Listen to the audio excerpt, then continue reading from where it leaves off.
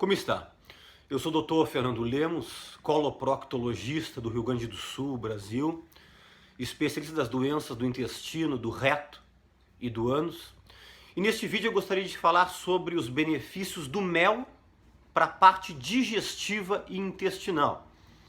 Porém, eu gostaria de fazer inicialmente uma introdução de algumas informações ou algumas curiosidades em relação a esse alimento tão falado, mas às vezes pouco consumido. O mel, ele foi caracterizado pela OMS, que é a Organização Mundial da Saúde, como um alimento funcional, no sentido que ele é natural, ele tem alto poder metabólico e energético e tem mais do que 70 substâncias benéficas para o nosso organismo e para a nossa saúde. O mel, ele tem poder bactericida, ele auxilia no tratamento de infecções, ou pelo menos coadjuvante a tratamentos com antibióticos, e muitas pessoas conseguem evitar o uso de antibióticos apenas utilizando o mel de forma adequada. Ele tem efeito imunológico, ele ajuda a melhorar a qualidade e a quantidade de muitos anticorpos produzidos no nosso organismo. Ele tem um grande poder na parte digestiva e funcional, que isso aí logo nós iremos falar, e obviamente na parte nutricional. Algumas coisas interessantes sobre contraindicação do mel. Quem não pode usar o mel? Primeiro, cuidado com diabéticos. Às vezes as pessoas pensam assim, vários pacientes já me falaram, mas doutor, eu posso usar o mel à vontade, eu sou diabético, mas o mel é natural. O mel vem das flores, das plantas, as abelhas que produzem. Eu digo, não é bem assim.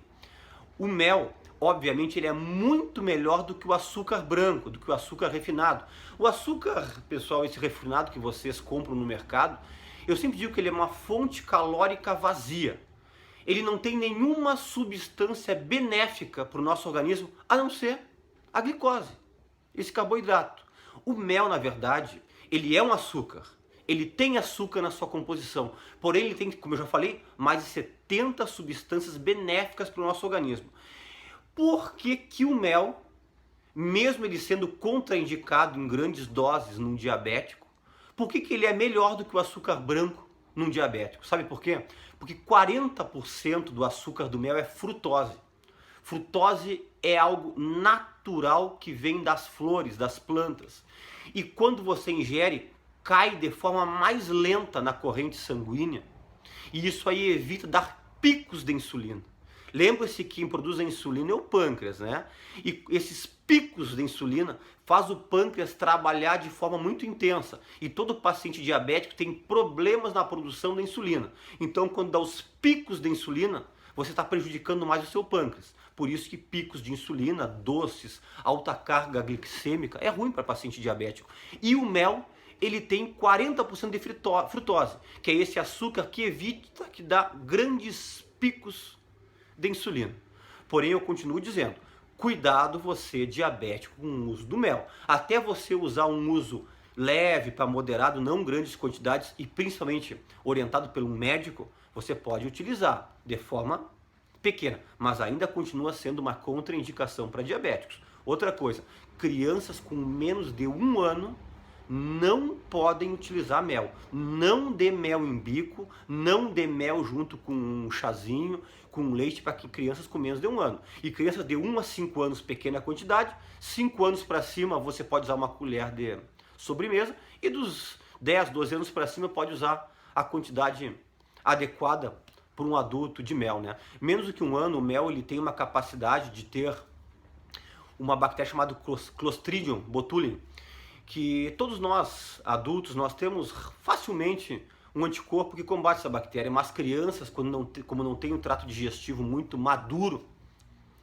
essa bactéria pode fazer um estrago, um mal muito interessante. Então não use para crianças com menos do que 1 ano, e entre 1 e 5 anos, use em pequena quantidade, né?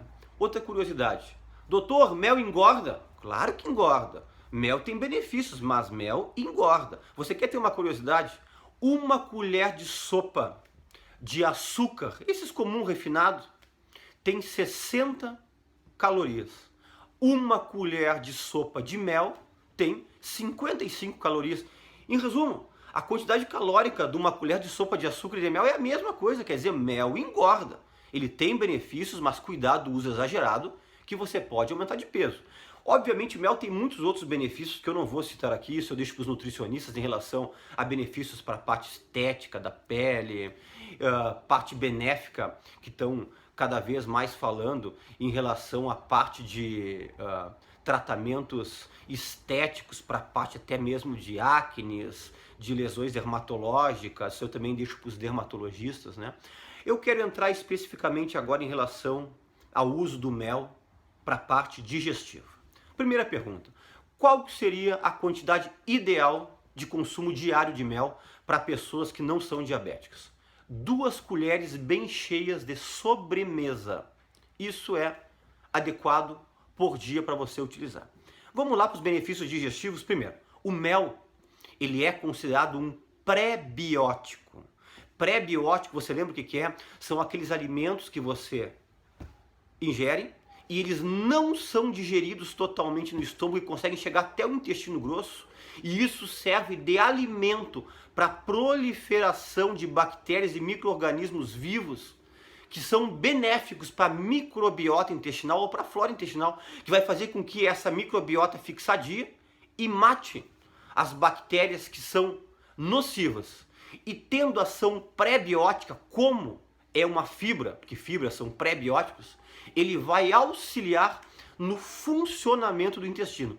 Obviamente, para o funcionamento do intestino tem que ser uma quantidade um pouquinho mais de mel ao longo do dia. Eu diria entre 50 a 100 gramas de mel por dia. Então o mel ele é um pré-biótico, ele é bom para o funcionamento do intestino. Logo mais eu vou lançar um vídeo aqui falando sobre alguns sucos funcionais com mel para funcionar bem o seu intestino.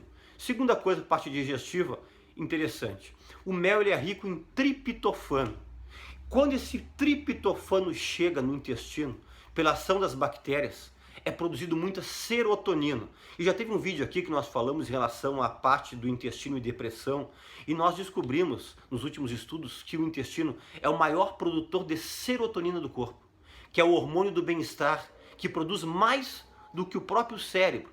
90% da serotonina é produzida pelo intestino. Então, se você consumir mel que tem triptofano, vai chegar no intestino e vai ter uma ação, uma produção melhor de serotonina. E isso na parte digestiva vai ter um efeito benéfico para irritabilidade, para estresse e para auxiliar no tratamento de depressão. Então, o mel é interessante para prevenir e auxiliar também de depressão por causa da sua ação na parte digestiva.